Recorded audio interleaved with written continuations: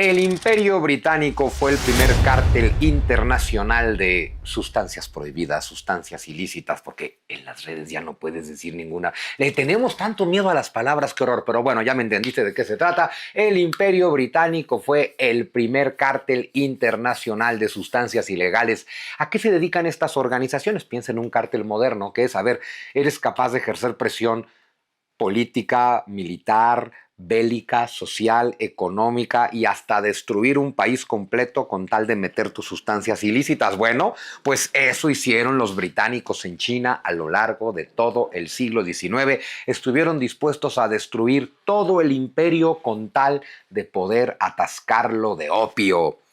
Uy, de aquí van a salir muchas cosas, como el nacimiento de un banco muy famoso e importante que tiene todo que ver con el tráfico del opio, por supuesto el fin del imperio chino, por supuesto los británicos, siendo piratas, siendo lo que son los británicos. Y también entender una cosa muy importante del siglo XXI en el que vivimos, y es que el imperio chino cayó a lo largo del siglo XIX, sobrevivió un poquito más en el siglo XX, termina de caer en 1912, pero el imperio chino cae después de 100 años de guerras contra Occidente, particularmente Inglaterra, pero luego se suma Francia, se suma Japón, se suma Estados Unidos, se suma Rusia. Durante todo el siglo XIX, el imperio chino fue humillado por Inglaterra y sus secuaces, destruido por Inglaterra y sus secuaces, destruido en todo, en su infraestructura, en sus puertos, en sus barcos, en su economía, pero lo más importante, destruido en su gente, porque llegó un momento en el que el 30% de la población china era adicta al opio. Y nada destruye más a un país que destruir a su pueblo. ¿Y qué pasa más de 100 años después de esto? Pues, ¿de dónde viene la sustancia que está aniquilando a Estados Unidos? Pues de China. Y te prometo que es venganza, porque los chinos, como los elefantes, jamás olvidan.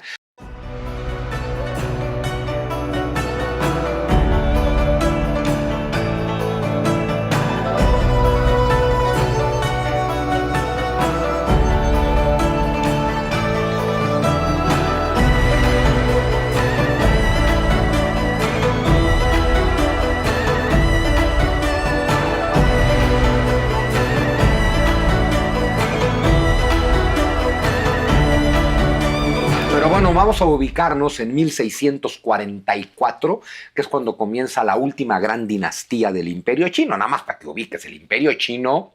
A ver, tenemos dinastías legendarias. Legendarias quiere decir sin aval histórico. La dinastía Xia, 2000 a.C. Pero bueno, la dinastía Han, estamos hablando del siglo III a.C., que es cuando nace propiamente el Imperio Chino. ¿Sí? 300 a.C. Tuvimos diferentes dinastías, la más famosa probablemente la dinastía Ming. La dinastía Ming duró del siglo XIV al siglo 1340 y tantos a 1644. La dinastía Ming, la de los jarrones de porcelana y demás, es la más famosa en Occidente, quizás porque es la dinastía con la que Occidente tuvo contacto. El primer contacto con... A ver, hay un contacto previo con el Imperio Chino en tiempos de Marco Polo, siglo XIII. La dinastía Yuan, 1294, que es cuando toman el poder en Beijing. La dinastía Yuan son los mongoles. Los mongoles que en su gran expansión que conquistaron toda Asia, prácticamente toda Asia, conquistaron el Imperio Chino. Es ahí cuando se supone que Marco Polo llega a la corte de Kublai Khan en Beijing y regresa contando maravillas. Escribe un libro, Los viajes de Marco Polo, conocido como el libro de las maravillas. Bueno, pero eso es un contacto esporádico. Durante la dinastía Ming es cuando ya vía marítima llegan los portugueses, los holandeses, los ingleses a China y a ver, les encanta la porcelana, la seda, los tés. Los chinos son fascinantes para Occidente desde tiempos del Imperio Romano y empieza a haber un escueto comercio. El tema es que China no tiene interés en comerciar con Occidente. No tiene broncas en venderles algunas. A ver, si tú me quieres llegar a dejar tu dinero y llevarte mi porcelana, pues dale, ¿no? Pero es un imperio que no compra. China vende mucho, pero no compra nada. Es más o menos como hoy. China vende mucho, le vende a todo el mundo, vende más de lo que compra, y hay un comercio muy escueto. La última gran dinastía del Imperio Chino, después de la dinastía Ming, es la dinastía Qing. Y la dinastía Qing es famosa porque es la última, de 1644 a 1912. Es la dinastía Qing la que lleva al Imperio Chino a su máximo nivel de expansión, que llega prácticamente hasta lo que hoy es Kazajstán. O sea, es enorme y abarca Mongolia y el Tíbet y todo lo demás. Es un imperio chino enorme, pero también es cuando, eso pasa mucho a nivel imperial, llegas a tu máxima expansión, es tu momento de gloria y también es el origen de tu decadencia porque no eres capaz de controlar tu imperio. Menos aún si los ingleses y tras ellos toda Europa y todo Occidente están llegando a fastidiarte. Esa es la historia de la dinastía Qing. Y nos vamos a ubicar, a ver, bueno, nada más para que no pierdas todo el hilo. El primer emperador chino de esta dinastía Qing se llama Shunxi. Shunxi fue emperador de 1600... A ver, bueno, es que tienes... Primero, estos son manchúes, estos vienen de Manchuria. Tienes a un Nurhaci, que es un emperador de Manchuria, a un Hong Taiji, que es emperador de Manchuria. Sun Shi es el primero que desde Manchuria conquista China, 1644. Ahí empieza la dinastía. Los manchúes conquistan China. Luego tenemos al emperador Kangxi, de 1661 a 1722. 1661 a 1722, el reinado más largo de la historia de China. Luego tenemos a Gyeongshen, que fue emperador manchú de 1722 a 1735. Y aquí tenemos a un hombre fundamental en esta historia, Qianlong.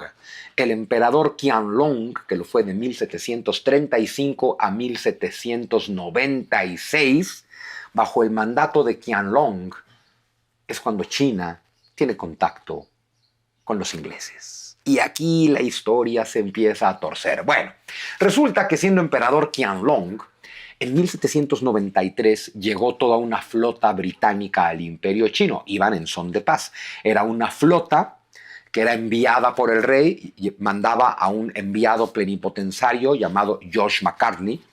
George Macartney iba con cartas de su majestad el rey Jorge III como enviado plenipotenciario, es decir, puede hablar en nombre del rey en todo, pero el objetivo lleva cartas credenciales para presentarse como embajador. Es decir, el rey Jorge III de Inglaterra está mandando a George Macartney a China para decirle al emperador Qianlong: mi rey Jorge III me manda para ver si iniciamos relaciones diplomáticas. Yo vengo con la intención de quedarme como embajador, aquí están mis documentos y obviamente la invitación de que tú mandes un embajador a residir en Inglaterra, comencemos relaciones comerciales, seamos amigos, relaciones diplomáticas, etc.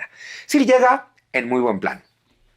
Te voy a leer literal lo que dice la introducción de las cartas credenciales de George Macartney. Dice: Su Majestad Jorge III envía una embajada a la nación más civilizada, antigua y populosa del mundo con el objeto de observar nuestras célebres instituciones y transmitir y recibir los beneficios resultantes de una relación amistosa de igualdad. Esta es la presentación de Macartney en la corte de Qianlong. El rey me manda para esto. Claro, este hombre que pretende ser embajador no viene solo. Obviamente Inglaterra pretende hacer... Para este momento los ingleses ya piensan que son el ombligo del universo. Lo están empezando a hacer, hay que decirlo. Y entonces lo que quieren es impresionar a los chinos. Pero claro, tienen esta idea de solo nosotros somos civilizados, todos los demás son bárbaros atrasados. El problema es que China tiene exactamente la misma visión del mundo. A ver, China, fíjate esto, China significa todo bajo el cielo. Eso es lo que los chinos asumen de sí mismos. China es todo lo que está bajo el cielo. Eso significa otra cosa. El emperador chino tiene la facultad divina, sagrada, de ejercer su soberanía sobre todo lo que está bajo el cielo. Es decir, el emperador chino es el emperador del mundo.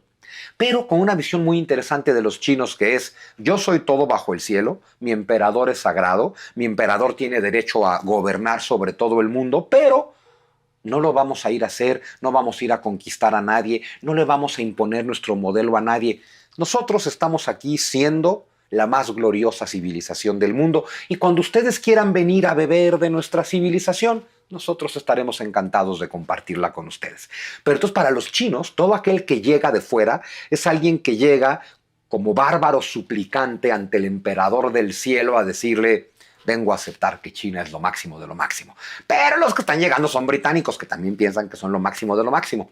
Y que sí que tienen un nivel de desarrollo tecnológico científico mucho más avanzado que el de China. Estamos ya en la revolución industrial. Entonces, con el embajador Josh McCartney, que todavía no es embajador, vienen médicos cirujanos, vienen ingenieros, vienen metalurgos, vienen relojeros, llevan una orquesta de cámara. A ver, fíjate, qué bonito, ¿no? La música que hacemos. Llevan piezas de artillería, llevan relojes con una precisión maravillosa, llevan un globo aerostático que estoy seguro que impresionó al emperador Qianlong. Y pinches ingleses piratas son los desgraciados. ¿Qué creen que llevaron los ingleses a China? Porcelana. Me imagino a los chinos así con cara ¿de dónde te robaste esta receta, desgraciado inglés? Porque la porcelana era un gran secreto de los chinos. Entonces, claro, el objetivo de esta misión británica es: ve todo lo que tengo yo en Inglaterra, ve las ventajas de hacer comercio conmigo, todo esto podría ser tuyo.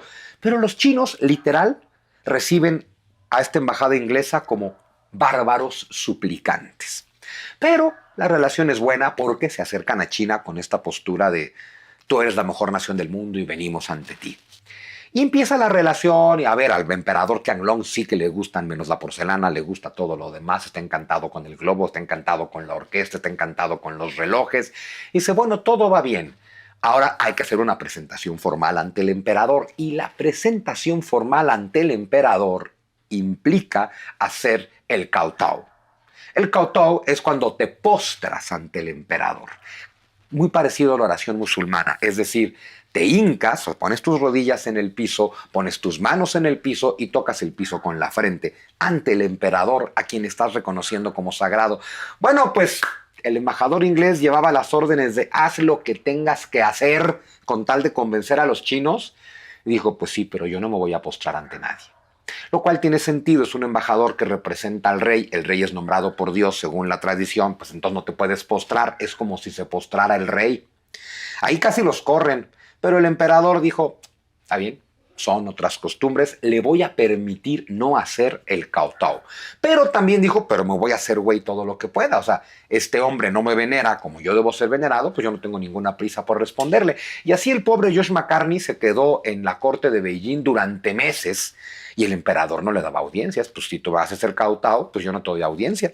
Entonces el emperador no le da audiencia, hasta que finalmente le dice, oye, ya en serio, ya me tienes que contestar, ¿no? Entonces el emperador le da audiencia, intercambian regalos personales, todo muy bien, y aún así, a ver, lo que le urge a McCartney es, dime qué onda con esto de ser embajador, ¿no? Y Qianlong se hace tonto. Pero de pronto, Josh McCartney está desesperado y le llega una invitación. Va a ser el cumpleaños del emperador.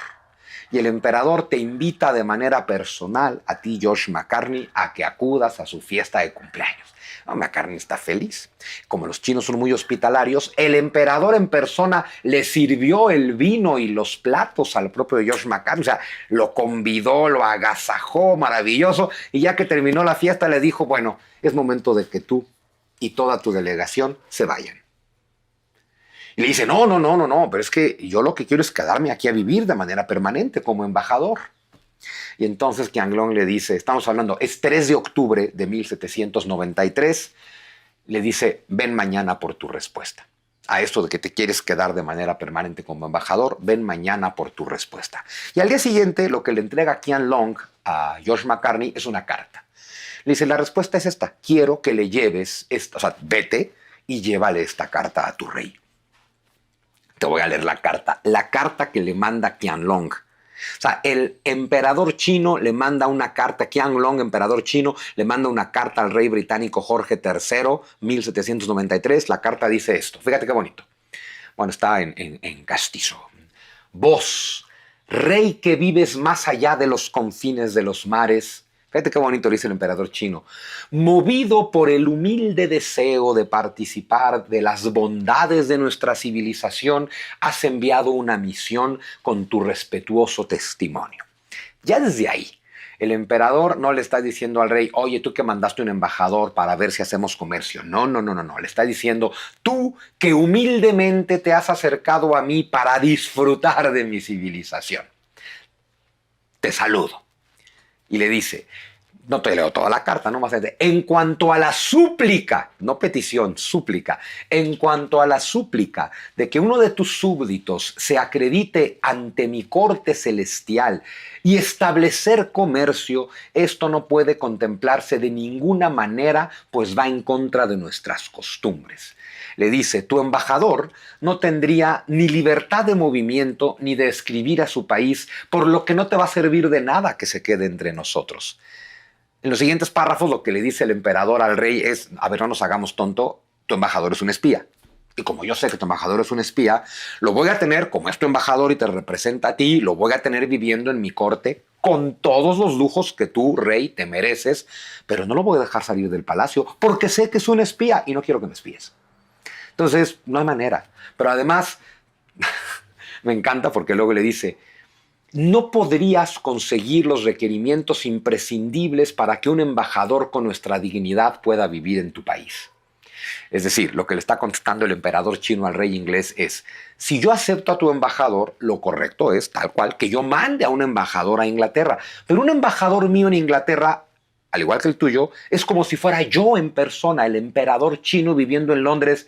Y básicamente lo que le está diciendo es, no conozco Londres, no conozco Inglaterra, pero sin conocerlo sé que no tienes un lugar digno para mí.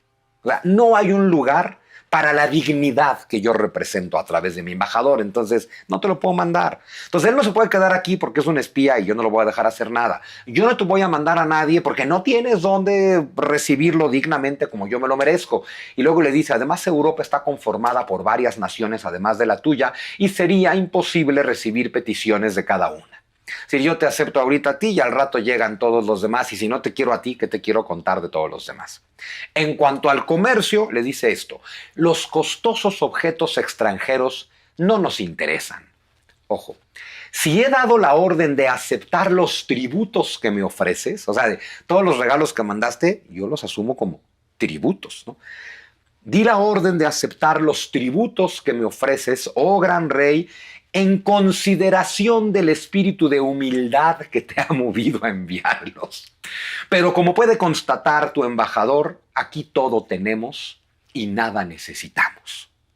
Termina la carta diciéndole, te he expuesto detalladamente los hechos y es tu deber comprender con reverencia mis sentimientos, así como obedecer las instrucciones en lo sucesivo y para siempre, a fin de garantizar la paz perpetua. Es decir, no acepto a tu embajador, no me interesa tu comercio, no me interesan tus objetos, gracias por los tributos que humildemente me mandas reconociendo mi supremacía, lárgate de aquí, no te quiero volver a ver. Sácatelas. Está durísimo. Y yo creo que se quedaron muy contentos en China porque George Macartney se regresa en 1794 llevando esta carta donde dice no quiero volver a saber nada más de ti. Y los siguientes 20 años ningún barco inglés volvió a China. Entonces yo creo que los chinos dijeron, mira, pusimos en lugar a los pelirrojos estos, ¿no? Y no, es que empezaron las guerras napoleónicas e Inglaterra está, claro, eso no lo saben en China, Inglaterra está duro contra Napoleón, se olvidó de China y los chinos se olvidaron de Inglaterra como diciendo, mira, lo logramos. Pero como los ingleses sí compran, o sea, sí se llevan seda, porcelana y demás, lo que sí se estableció en esta visita es, bueno, te voy a abrir un puerto para el comercio, uno solo, el puerto de Cantón. A través del puerto de Cantón, con los aranceles correspondientes y ante los oficiales del imperio, sí que podemos empezar a comerciar poquito, porque sé que te gustan mis cosas. Yo no quiero nada tuyo, pero yo sé que tú quieres cosas mías, te las vendo. Y es cuando los británicos dicen, ok, ¿qué le podría interesar de nosotros a los chinos? Y es cuando dicen, el opio.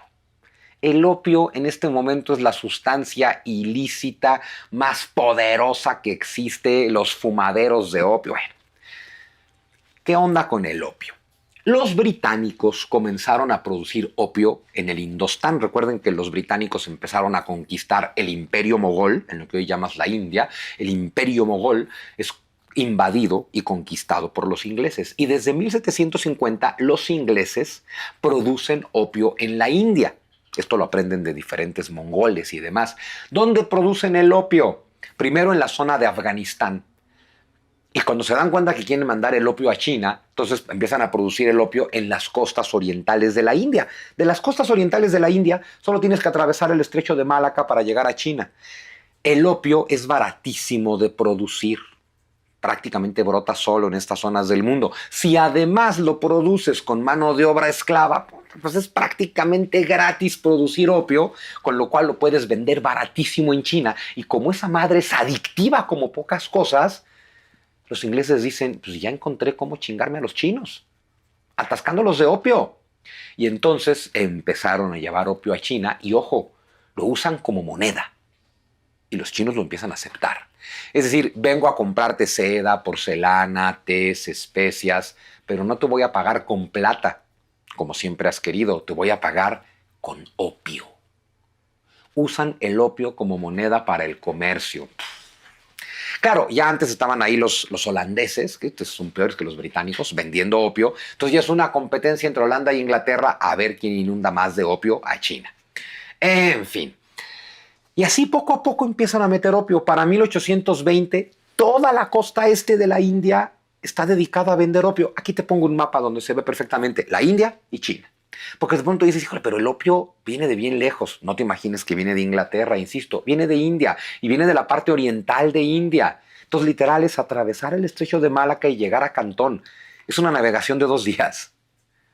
De un opio que es bien barato y que lo produces con mano de obra esclava. Puf, inundar de opio a China va a ser facilísimo. Y entonces empezaron a infiltrar China con opio. En realidad, ya desde antes de esta embajada de George McCartney, que te acabo de contar, que es 1793-1794, ya había un pequeño comercio a través del puerto de Cantón. Por ahí los portugueses ya comerciaban con los chinos desde el siglo XVI, en fin. Entonces, el opio inglés empezó a llegar a China un poco antes de todo esto, en tiempos del emperador Yongzheng. Estamos hablando de 1722 a 35, pero se ponían cantidades. En tiempos de Yongzheng era, podemos comprar tu opio, pero solo se pueden vender 200 cofres al año. Es decir, te voy a comprar muy poquito opio. Pero claro, los chinos se empiezan a enviciar y empiezan a demandar más opio y la oferta y la demanda es brutal. Para tiempos del emperador Qianlong, que es cuando llega la embajada de McCartney, ya se había aumentado a 1000 cofres. Te puedo comprar hasta 1000 cofres de opio al año. El siguiente emperador, el emperador Jianqing, tuvo que aumentar la cifra a 4000 cofres. Y ya para el siguiente emperador, Duo Wang, eran 30,000 cofres. Pasamos de 300 a 30,000. Si se ha multiplicado y multiplicado y multiplicado la cantidad de opio que los ingleses están metiendo a China. Uf. Total, que para 1830, con todo y que no hay un comercio oficial y solo está abierto un puerto que es el de Cantón, pues empiezan a llenar de opio. Para 1839, el campesino y el obrero asalariado promedio en China gasta 2/3 de sus ingresos en opio. O sea, tú imagínate, es como si tú ganaras 10,000 pesos y te gastaras 7,000 en sustancias ilegales. ¿Y luego con qué vives? Pero claro, como vives dormido por el opio, pues ni siquiera les importa mucho, ¿no? Y entonces, claro, llega un momento en que el emperador chino dice, estamos perdiendo en la balanza comercial porque cada vez compramos más este opio, aceptamos este opio como moneda, esto está empobreciendo a mis súbditos, pero además nos estamos haciendo adictos. Entonces el emperador Duogang dice, queda prohibido el opio. Prohibido, allá, ni nada de cuotas, nada de tantos cofres, prohibido vender opio en China, prohibido usar opio como intercambio en China y expulsa a todos los mercaderes británicos y Dao Wang va a emitir una serie de edictos imperiales para prohibir el opio en 1820, una vez más en 1830. Y aquí viene el primer zar antidrogas de la historia, el primer zar antisustancias de la historia, que ya no puedes decir nada hoy en día. Bueno, nombra a un señor llamado Lin Zexu como comisario antiopio. Y este hombre se pone en un plan, a ver, tremendo, de policía, de no va a entrar ni un gramo de opio a China mientras sea bajo mi mandato. ¿Qué empezaron a hacer los ingleses? Otra cosa que se les da re bien, contrabando. Es bueno, me prohíbes vender opio de manera legal, pues lo vendo de manera ilegal. Y como la zona de Hong Kong, Cantón, todo eso es un laberinto de islas, ¿no? Pues es relativamente fácil el contrabando y empieza entonces el contrabando de opio. Los ingleses metiendo opio ilegal en China. En 1839, Lin Zexu dice, ¿sabes qué? Ya que te estás poniendo en el plan del contrabando, muy bien, nuevas reglas. Todo funcionario de aduanas, es decir, chinos, todo funcionario de aduanas del imperio chino que sea capturado recibiendo opio será ejecutado. Vamos a cerrar todos los fumaderos de opio y pena de muerte para el consumo y la venta de opio. Entonces, cualquier chino que esté fumando opio, cuello. Pero cualquier británico que se lo venda, cuello. Y queda cancelado el comercio con Inglaterra. Punto. No quiero volver a saber nada de los ingleses porque ellos con tal de ganar dinero están dispuestos a drogarnos. Y le manda una carta, ay, bien tierno él, le manda una carta a Lin Zexu a la reina Victoria. Victoria, que fue reina de 1836 a 1901 nada más. Te voy a leer unos párrafos. Le dice el comisario antiopio a la reina Victoria: existe una categoría de extranjeros malhechores que fabrican opio y lo traen a nuestro país para venderlo, incitando a los necios a destruirse a sí mismos simplemente con el fin de sacar provecho y obtener ganancia. A mí me encanta porque, claro, Lin Zexu le escribe a la reina Victoria desde una óptica que es, seguramente tú no sabes nada de esto. Pues él es, señor, pues ella es la jefa de jefas, ella es la jefa de todos los demás, es la jefa del cártel. Pero ya sabes la idea de los emperadores viven de la ética y la bondad. Entonces la reina Victoria seguro no sabe. Sigue diciendo la carta, el vicio se ha extendido y el veneno va penetrando cada vez más profundamente. Diciendo, oye, tú no querrías eso para tu pueblo. Bueno, pues yo no lo quiero para el mío. Por este motivo, he decidido castigar a los mercaderes y a los fumadores de opio con el fin de poner término a la propagación de este vicio. O sea, el que advierte no es traidor, ¿no? Todo opio que se descubra en China se va a echar en aceite hirviendo para ser destruido. Y en lo sucesivo, todo barco extranjero que llegue con opio será incendiado. O sea, el comisario antiopio le está diciendo a la reina Victoria, si llegan barcos tuyos con opio, los voy a quemar. Y claro, empezaron a quemar barcos y a destruir opio y todo lo demás, y entonces los traficantes ingleses de opio y las empresas privadas que se dedican a mover el opio empiezan a pedirle apoyo militar al gobierno británico. O sea, literal es, oye, los chinos no me dejan vender sustancias ilegales. Los chinos no me dejan meter contrabando. Los chinos están haciendo su trabajo y están acabando con los funcionarios corruptos. Los chinos están haciendo su chamba y están hundiendo los barcos que llegan con opio. Mándame soldados. Hay que obligar a los chinos a consumir opio. Y entonces el inefable Lord Palmerston, que era el ministro del Exterior británico, va a mandar una carta, va a mandar a un ministro plenipotenciario, Charles Elliot, para decirle a los mercaderes británicos de la zona de China, no se preocupen, el gobierno va a mandar tropas.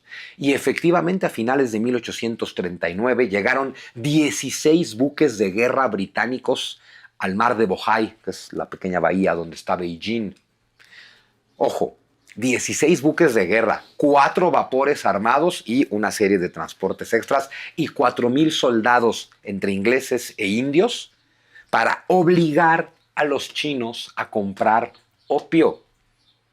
Y claro, ¿qué sucede? Que Lin Zexu hunde el primer barco con opio que se encuentra y en lugar de asumir, yo estoy haciendo contrabando, yo estoy violando la ley, el famoso derecho internacional que hoy tanto mencionamos, y me hundiste el barco, pues ni hablar, es mi pérdida. Ah, no, ni madre. La postura británica es, el imperio chino está atacando nuestra sacrosanta propiedad privada, esto significa la guerra. Y entonces Inglaterra le declara la guerra a China, esta es la guerra del opio. Y a lo largo de 1840 y 1841, estos barcos ingleses fueron navegando toda la costa china, cañoneando y bombardeando todos los puertos, destruyendo ciudades, incautaron aduanas, se robaron el dinero, navegaron por los ríos, destruyeron las ciudades pluviales. O sea, a lo largo de 2 años, Inglaterra destruyó todo lo que pudo destruir en China para obligarlos a comprar y consumir opio. Finalmente, esta China, que no puede hacer nada contra esta Inglaterra industrializada, en el verano de 1842 el gobierno chino pidió la paz. Y el gobierno británico se las otorgó a través del Tratado de Nankín. El problema del Tratado de Nankín es que, a ver, para que yo te dé la paz, número uno, me tienes que abrir 5 puertos, no solo Cantón, 5 puertos para comerciar con China.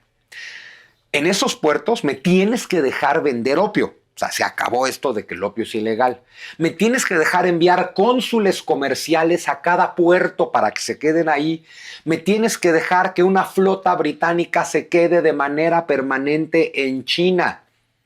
Y vamos a establecer libre comercio de todo, opio incluido. Y por si esto no fuera suficiente, quiero quitarte territorio, me tienes que ceder a perpetuidad la isla de Hong Kong para que yo establezca mi base comercial. A perpetuidad. Ya luego la China comunista en tiempos de Deng Xiaoping renegoció esto y es por eso que China obtuvo Hong Kong de regreso. Pero de entrada es Hong Kong, a partir de ahora es la base inglesa.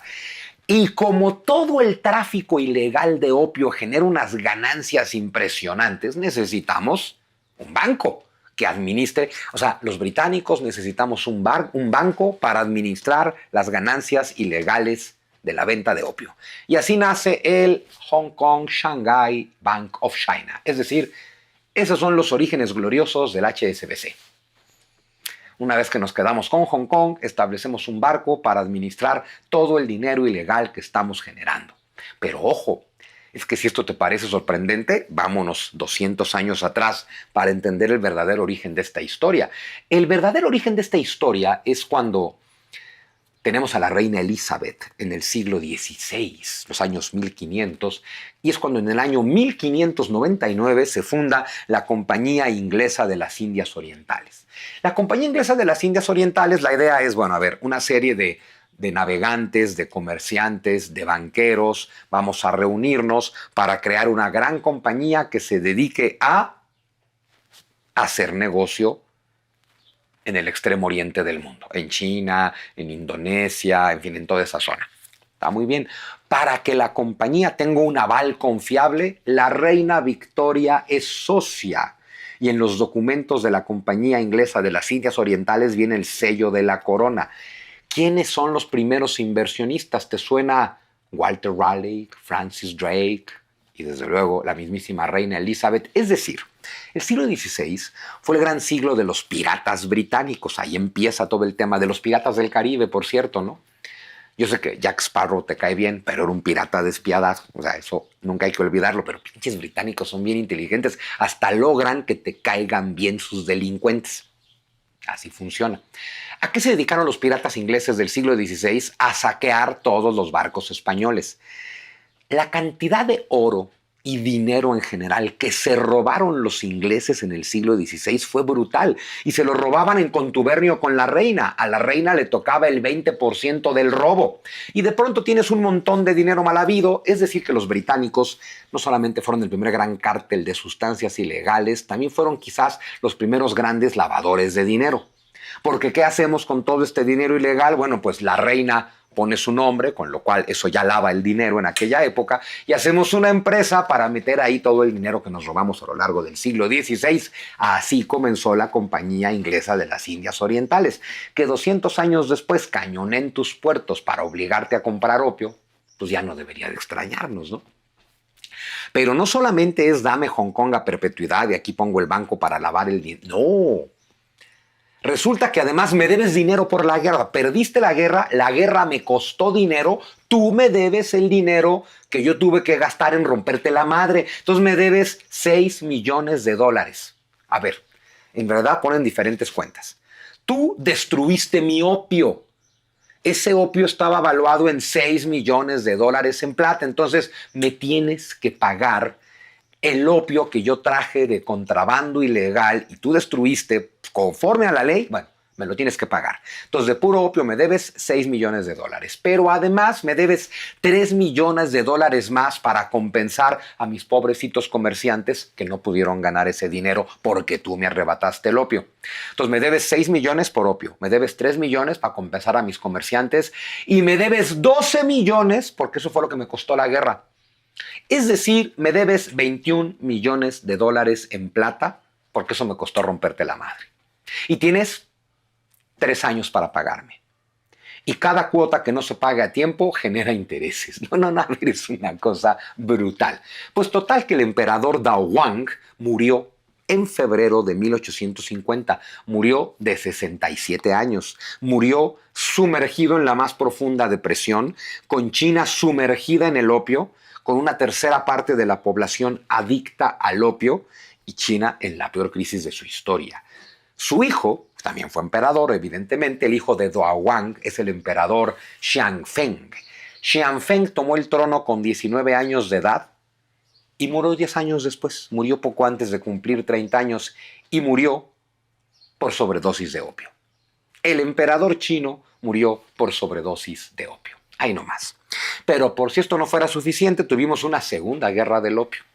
Porque resulta que en estos tratados que firman con Inglaterra, no solamente imponen estas condiciones brutales, sino que además establece a los 12 años de firmado el tratado, se podrán revisar y modificar las cláusulas. Y de pronto Inglaterra dice, oye, pues yo quiero modificar las cláusulas, yo quiero que me abras todos los puertos al comercio, no solo 5. Y China se niega. Porque a ver, ¿qué le pide Inglaterra? Ahí te va. Libre comercio en toda China, en todos tus puertos, opio incluido, sin aranceles. Abolir los impuestos a los ingleses cuando transiten por China. Si vamos a atacar a la piratería de otros, no a la mía, será con costo al imperio chino. O sea, y desde luego quiero un embajador residiendo en Beijing. Pues nada, entonces la corte de los Qing rechazó las condiciones de Inglaterra y entonces Inglaterra volvió a declarar la guerra, la segunda guerra del opio. Resulta, a ver, fíjate que ingleses. 8 de octubre de 1856. Resulta que unos oficiales de la aduana china del Imperio Qing abordaron un barco inglés, el Arrow. ¿Por qué lo abordaron? Porque venía hasta la madre de opio. O sea, abordaron un barco sospechoso de piratería y contrabando. Y entonces el gobierno tiene 12 tripulantes, todos son chinos. Van a arrestar a los tripulantes chinos por contrabando. Y entonces los británicos van a sacar la bandera de has insultado mi honor. ¿Cuál honor? Pero bueno, entonces los oficiales británicos van a decir, momentito, tienes que liberar el barco y tienes que liberar a los tripulantes y tienes que liberar el cargamento, porque de acuerdo al Tratado de Nankín, nuestras autoridades ya revisaron este barco y ya lo aprobamos. Y dices, güey, pero el barco que aprobaste trae ilegales, trae contrabando, trae de todo. Tu barco es ilegal. Y dice, pues yo ya lo aprobé. Y según el Tratado de Nankín, te fastidias. Y además, el barco traía una bandera británica. Has insultado a la bandera. Hijo, y le declaran la guerra. Insultaste a la bandera, ahí te va la guerra. Y en 1857, Inglaterra otra vez se dedicó a cañonear todas las ciudades, en este caso en el río de las Perlas, que desemboca en Cantón, subieron navegando por ahí, destruyendo todo a su paso. Y por si no fuera suficiente, Inglaterra le manda una invitación a Francia, a Rusia y a Estados Unidos para decir, vengan conmigo, vamos a destruir juntos China para obligarlos a hacer comercio con nosotros. Total que Rusia no le entró, Estados Unidos no le entró, Francia obviamente sí le entró, y franceses e ingleses se dedicaron durante 2 años, 57 y 58, a destruir China otra vez, hasta que otra vez los chinos pidieron la paz, se firma el Tratado de Tianjin en junio de 1858, que se establece en el Tratado de Tianjin. El Reino Unido, Francia y de una vez Rusia y Estados Unidos tendrán derecho a establecer legaciones diplomáticas, es decir, ya no depende de que tú quieras, vamos a depositar a un embajador. Primero solamente eran Inglaterra y Francia, pero ahí es cuando Rusia y Estados Unidos dicen, a ver, ya perdiste esta guerra y le vas a dar a los que te ganaron estas condiciones. Aquí hay 2 opciones, me das de una vez a mí las mismas condiciones o te hago una guerra y te la gano para que me las des. Pues ya que, pues mejor te doy todas las condiciones a ti también. Entonces, Reino Unido, Francia, Rusia y Estados Unidos tendrán derecho a establecer embajadas y embajadores en China. 10 nuevos puertos serán abiertos al comercio internacional y en todos se podrá recibir opio libre de aranceles. Derecho a todos los barcos extranjeros a navegar por los ríos de China. Ahí nomás. Y China, otra vez, me debes la guerra en la que te rompí la madre. China debe pagar los costes de guerra y entonces me debes otros 2 millones de dólares en plata. Y otra vez me tienes que compensar a los comerciantes que dejaron de hacer negocio mientras estuvimos en guerra y entonces me debes otros 2 millones. Es decir, que esto ya es... Claro, estas deudas son impagables. Y en lo que firmamos el acuerdo se pone peor. Las tropas de Inglaterra y de Francia incendiaron el Palacio de Verano de Beijing, incendiaron el viejo Palacio de Verano, saquearon el tesoro, o sea, se robaron el tesoro del imperio chino, saquearon los palacios, les prendieron fuego, destruyeron los tapices, o sea, brutal. Y todo para obligarte a que me compres opio. Pues total que el tratado de Tianjin pues, fue ratificado por el hermano del emperador, el príncipe Gong, en la Convención de Beijing en octubre de 1860. El comercio de opio fue legalizado por todos lados. También se pidió en el Tratado de Tianjin permiso a todos los misioneros cristianos para pregonar el cristianismo en China. Y eso que puede parecer inocente, a ver, todas las rebeliones que hicieron caer China a partir de este momento fueron encabezadas por predicadores cristianos ingleses y norteamericanos. Es decir, básicamente lo que están diciendo es, con el pretexto de que son predicadores, quiero que me dejes que meta espías. Sácate las babuchas. Y pues, así la historia, así es como el Imperio Británico, británicos, se convierten en el primer cártel internacional dispuestos a destruir y devastar todo un país con tal de vender opio. Hasta un banco fundaron para administrar las ganancias ilegales de su tráfico de sustancias ilegales. Y bueno, insisto, parte del acuerdo es me tienes que dejar meter misioneros. Hubo una serie de rebeliones entre 1860 y 1900, siempre encabezadas por misioneros cristianos, levantando en armas al pueblo chino en contra de su emperador. Todo esto ya es el proyecto de destruir el imperio chino. A ver, para el año 1900 se forma una alianza de 8 naciones que van a invadir China y a profanar la ciudad sagrada y a robarse todo lo que pudieron. Y obviamente a infiltrar todavía más opio. El imperio sobrevivió poco, el imperio chino cayó en 1912 y comenzó una guerra civil que se extendió de 1912 a 1949 cuando Mao toma el poder. El sucesor de Mao fue Deng Xiaoping, que es el que obtiene la devolución de Hong Kong para 1997. Deng Xiaoping la negocia, ya no le toca recibirlo. Y ya después se normalizan las relaciones de Estados Unidos con China y todo lo demás, pero insisto, los chinos jamás olvidan, hay una venganza pendiente y para ellos es muy claro, Occidente destruyó el imperio chino con el opio, yo voy a destruir a Occidente con una sustancia similar. Y eso es lo que estamos viendo hoy en día, todo porque los británicos fueron el primer cártel internacional.